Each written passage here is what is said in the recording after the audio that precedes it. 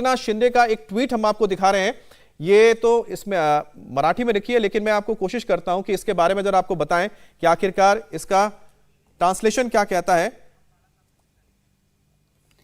तो देखिए, उन्होंने ये जरूर लिखा है कि हम बाला साहब के शिव सैनिक हैं, कट्टर शिव सैनिक हैं। और देखिए, यही कहा जा रहा है कि जितनी संख्या उनके पास है, ऐसा हो सकता है कि वो अब असली शिवसेना होने का दावा पेश कर दें, दावा ठोक दें। ऐसे कयास जरूर लगाए जा रहे हैं। लेकिन एकनाथ शिंदे का ये पहला रिएक्शन सामने आ गया है। जो ट्वीट उन्होंने किया है मराठी भाषा में किया है, लेकिन इसमें जो बड़ी बात उनकी तरफ से कही गई है वो ये कि कट्टर शिव सैनिक हैं बाला साहब के, वो कट्टर सैनिक हैं, ये उनकी तरफ से कहा गया है। हम बाला साहेब के शिव सैनिक हैं, ये एकनाथ शिंदे ने साफ कर दिया है। और ये उनका ट्वीट कहीं ना कहीं उनकी जो नाराजगी है उसको भी जताता हुआ नजर आता है। और एकनाथ शिंदे आप समझ सकते हैं कि बाला साहब के बहुत ही करीबी नेता रहे हैं, ठाणे से आते हैं और ठाणे और इसके आसपास के इलाके में इनकी बहुत जबरदस्त पकड़ है, जमीन से जुड़े हुए नेता है। ऐसे में जब उन्हें वो जगह नहीं मिली जिसका वो उम्मीद कर रहे थे, जिसका वो हकदार अपने आप को मानते थे बाला साहब के बाद, और जब खासतौर पे उद्धव सरकार में उद्धव को मौका मिला कि वो सरकार बनाएंगे, तो उनको वो सारी चीजें नहीं मिल पाई, जिसके बाद बताया जा रहा है उनकी नाराजगी लगातार बढ़ती रही। लेकिन साथ ही जैसा हमें हमारे पॉलिटिकल एडिटर देवेंद्र पराशर बता रहे थे कि किस तरह से ठाणे में ही कोशिश की जा रही थी शिवसेना की ओर से, उद्धव की ओर से, कि एक दूसरे व्यक्ति को, एक दूसरे नेता को उनके बराबर खड़ा किया जा सके, उससे भी वो नाराज थे। और अगर जब वो कह रहे हैं बाला साहब के कट्टर शिवसैनिक हैं, तो बीजेपी लगातार हमला करती रही है। जिस तरह का व्यवहार, जिस तरह के मसले जो सामने आए थे, इश्यूज आए थे, और जो रिएक्शन था शिवसेना का मुद्दों को लेकर, चाहे वो राष्ट्रवाद के मुद्दे हो, दूसरे मुद्दे हो, उस पर शिवसेना कहीं ना कहीं बाला साहब के जो स्टैंड है उससे हटती हुई नजर आ रही थी। और इसको लेकर लगातार बीजेपी कोशिश करती रही कि जो बिल्कुल खांटी शिवसैनिक थे, बाला साहब के जो समर्थक थे, उनके अंदर किस तरह से एक असंतोष को जगाया जाए, अगर असंतोष है तो कैसे उसको हवा दी जाए। बिल्कुल। और एकनाथ शिंदे वो लीडर जिनके अंदर ये नाराजगी महसूस की जा रही थी, इसके पीछे की कई वजह भी समझ में आ रही थी। जिस कद के वो हकदार थे या जिस कद की उम्मीद वो कर रहे थे, वो कद उन्हें पार्टी में नहीं मिल पा रहा था, सरकार में नहीं मिल पा रहा था। और यही एक बड़ी वजह बनी एकनाथ शिंदे के इस तरीके से बगावती सुर अख्तियार करने के। एकनाथ शिंदे अकेले नहीं बल्कि 35 विधायकों के साथ सूरत में मौजूद हैं, अभी तक जो जानकारी मिली है। और बड़ी खबर यह है कि विधायक दल के नेता पद से एकनाथ शिंदे को हटा दिया गया है। ये शिवसेना ने बड़ा एक्शन लिया है। दिनेश मौर्य हमारे सहयोगी मौजूद है। दिनेश, ये सब कुछ जो हो रहा है, एक तरफ रिएक्शन सामने आ रहा है एकनाथ शिंदे का, अपने आप को बता रहे हैं कि सच्चे सैनिक हैं हम बाला साहब के, और दूसरी तरफ शिवसेना ने एक्शन ले लिया है। क्या जताता है, कोई गुंजाइश है मेल मिलाप की दोबारा?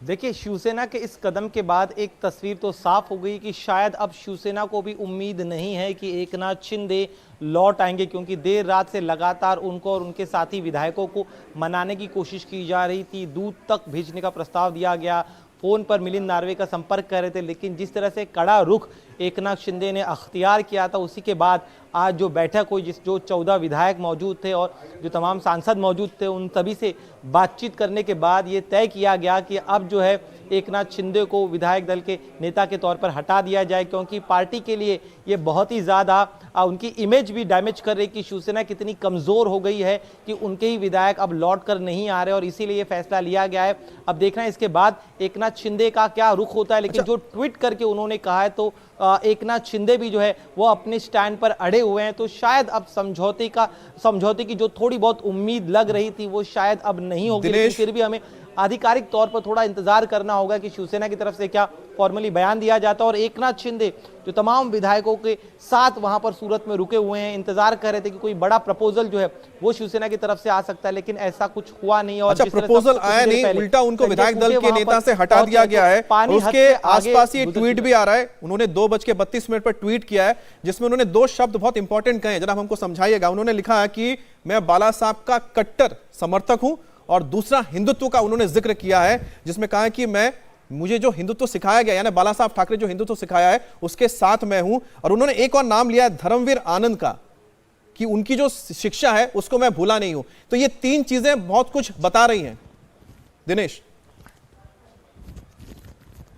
जी बिल्कुल, देखिए मैं आपको सिलसिलेवार तरीके से तीनों चीज़ों के बारे में बताता हूँ। ये जब से सरकार बनी है, इस सरकार पर आरोप यही लग रहा है, खास तौर पे उद्धव ठाकरे पर आरोप लग रहा है कि उन्होंने अपने कट्टा हिंदुत्ववादी जो छवि है उससे समझौता कर लिया है। एक वर्ग विशेष को वो जो है अपीस करने की कोशिश करते हैं, तो उसे लेकर वो कह रहे हैं, तो हिंदुत्व का मुद्दा उन्होंने उठाया। इसके साथ ही में बाला साहब के जो विचार थे, फिर चाहे सत्ता को लेकर, और सत्ता को लेकर कभी भी मजबूर नहीं थे, हमेशा सत्ता को अपने ठोकरों पर रखते थे बाला साहब ठाकरे, ये उनका एटीट्यूड था। लेकिन मौजूदा सरकार में क्या हो रहा है यहाँ पर जो है, और साथ ही में अपने स्वाभिमान से भी बाला साहब ठाकरे ने कभी भी समझौता नहीं किया। लेकिन इस सरकार में एकनाथ शिंदे का जो कद था, उस कद को जो है छोटा करने की कोशिश की जा रही थी। जो हमारे सूत्र बता रहे कि एकनाथ शिंदे 2014 में जब सरकार इनकी बनी थी, उस दौरान उनका कद काफी बड़ा था। खासतौर पे जब ये भी सरकार बनी तब भी शिवसेना के सबसे, उद्धव ठाकरे के सबसे करीबी नेता एकनाथ शिंदे थे। लेकिन पिछले कुछ समय में एकनाथ शिंदे को जो है साइडलाइन करने की कोशिश की जा रही थी।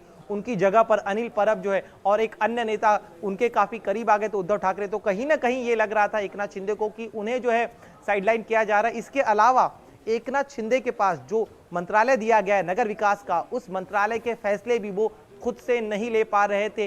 अन्य जो दो बड़े मंत्री जिनका मैंने नाम अभी से कुछ समय पहले लिया, वो उन मंत्रियों का इनके मंत्रालय के कामकाज में, फैसलों में हस्तक्षेप था। इस तरह की भी जानकारी हमारे जो करीबी सूत्र है वो दे रहे। और साथ ही में आदित्य ठाकरे जो है उन्हें काफी ज्यादा बढ़ावा दिया जा रहा था। तो जो एकनाथ शिंदे उद्धव ठाकरे के बाद शिवसेना में नंबर 2 थे, पिछले कुछ महीनों में उन्हें इस तरह से धीरे धीरे दरकिनार किया जा रहा था कि शायद उन्हें दिनेश, ये आपको लगा बीच में कि रोकना अब ये चाहेंगे? वक्त इंडिया टीवी हर वक्त हर जगह डाउनलोड करने के लिए सर्च करें इंडिया टीवी न्यूज